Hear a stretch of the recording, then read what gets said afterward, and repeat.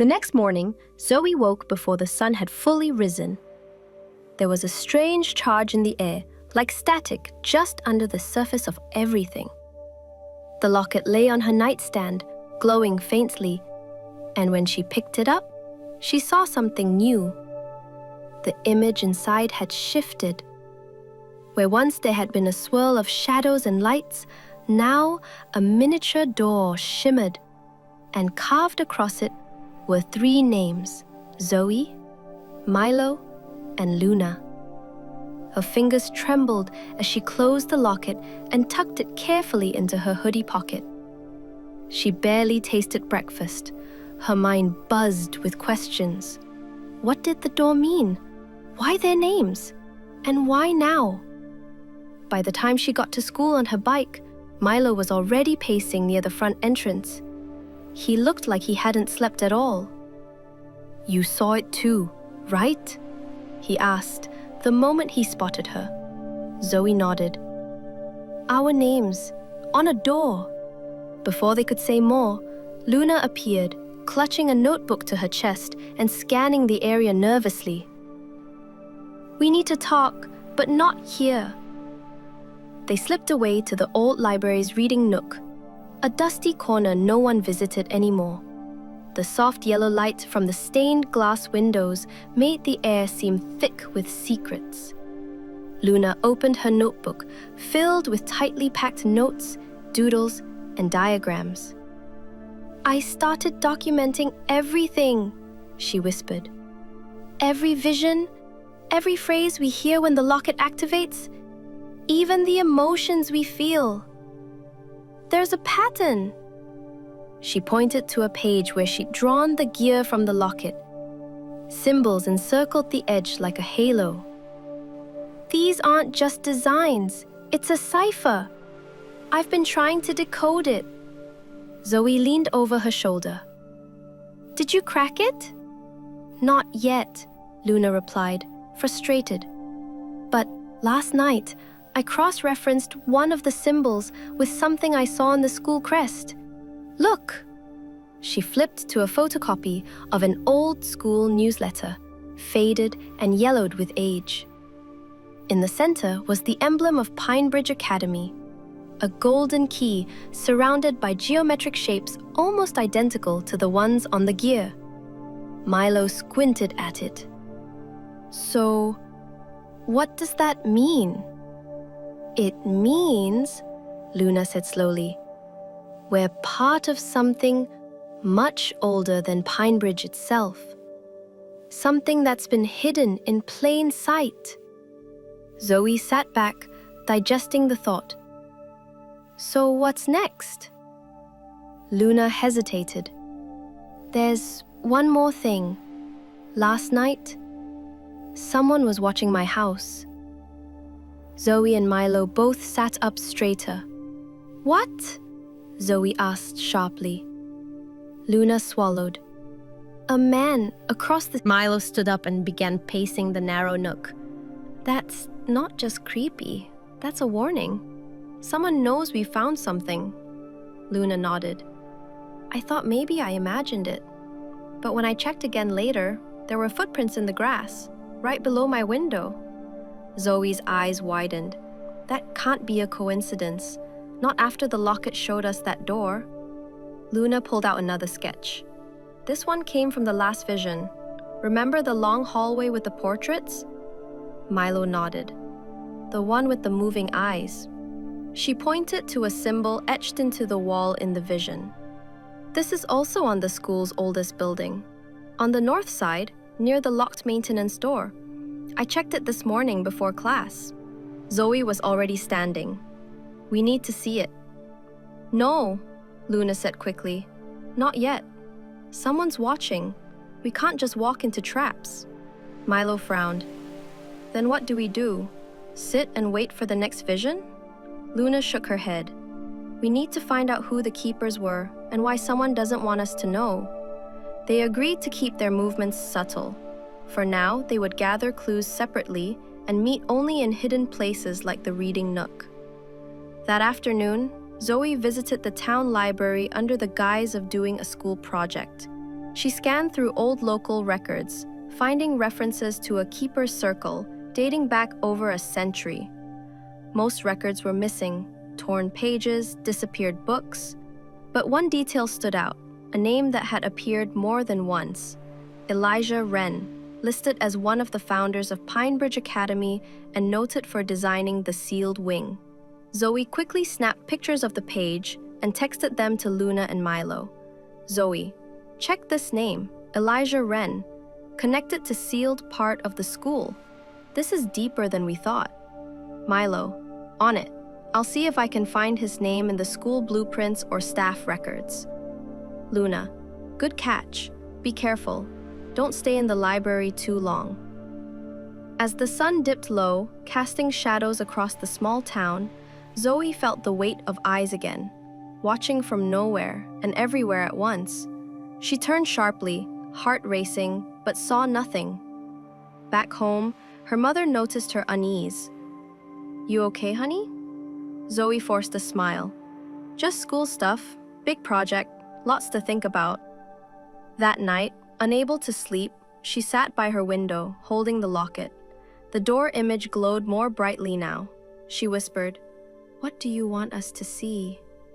As a low hum began in the locket. The gears inside turned, and another image flickered through, an old map. One she recognized, the school grounds, but there were tunnels underneath, hidden passages, and at the end of one, the same door from the vision, with their names on it. The following morning, Luna arrived at school with dark circles under her eyes and an urgency in her step. She pulled Zoe and Milo aside before the first bell rang. "I stayed up all night, comparing the map Zoe found in the locket to everything I could dig up from the town archives," she whispered. "Those tunnels? They're real." Milo's jaw dropped. "You're serious?" Luna nodded. "They were built during the town's founding days, supposedly for emergency sheltering. But that's just the public story. I found a hidden note in the city planning documents. Elijah Wren personally requested their construction, and the main tunnel begins under the school." Zoe's breath caught. "Do you think the door with our names is down there?" "That's exactly what I think," Luna said, flipping open her notebook. She showed them a roughly sketched map. "There's an entrance hidden behind the old auditorium.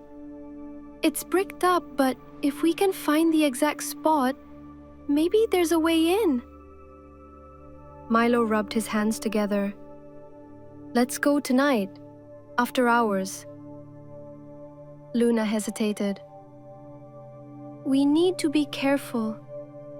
Someone is watching. We need cover." Zoe nodded. "I have an idea.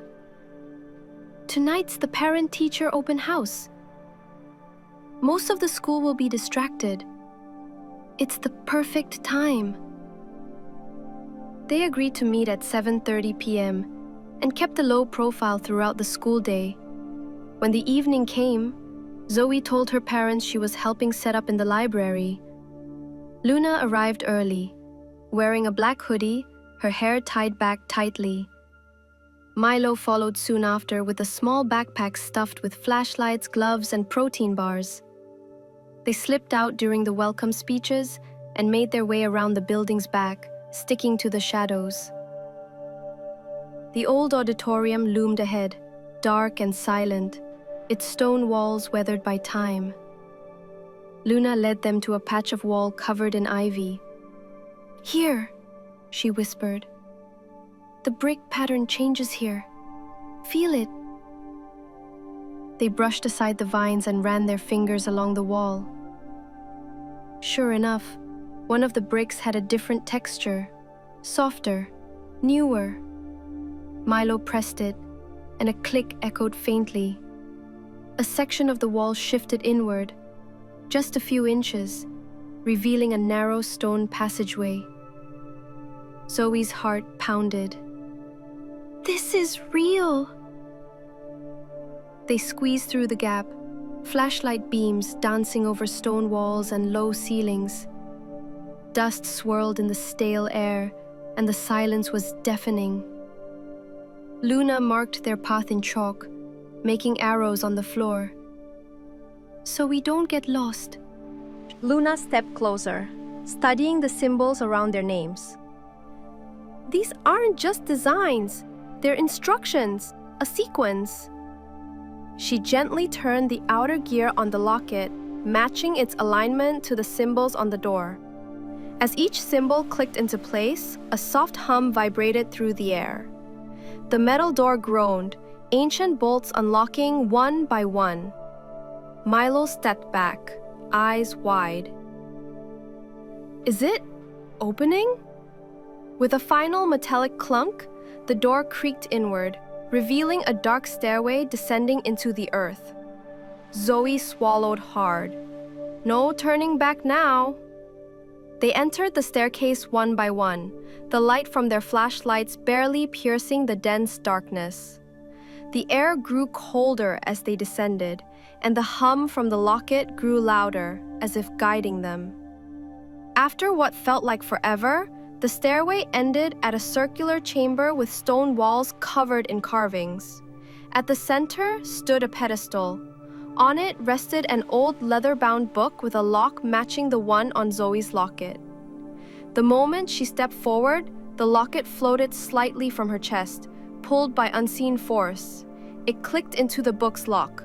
A flash of light filled the room. When it faded, the book opened on its own, revealing the first page.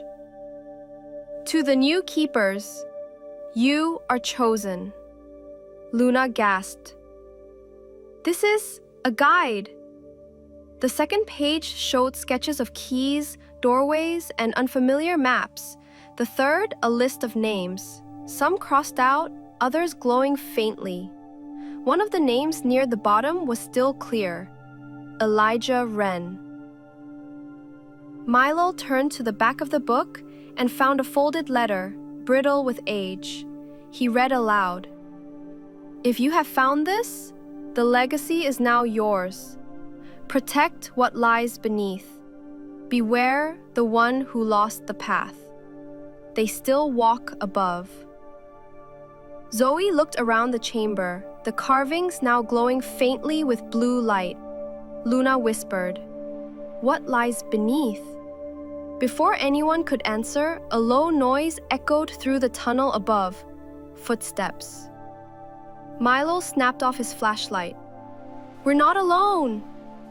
They stood frozen, listening. A dim silhouette passed the stair entrance, just beyond the door they'd opened. A shadow with a coat and a badge. Zoe's mind raced. He followed us? He knows. They quickly shut the book and detached the locket. The door behind them began to close again, slowly, on its own. Luna whispered urgently, "We need to hide, now." They ran into a side passage just as the chamber's main entrance sealed with a thud. Crouched in the shadows, hearts pounding, Zoe clutched the book tightly. "We've found something powerful, but now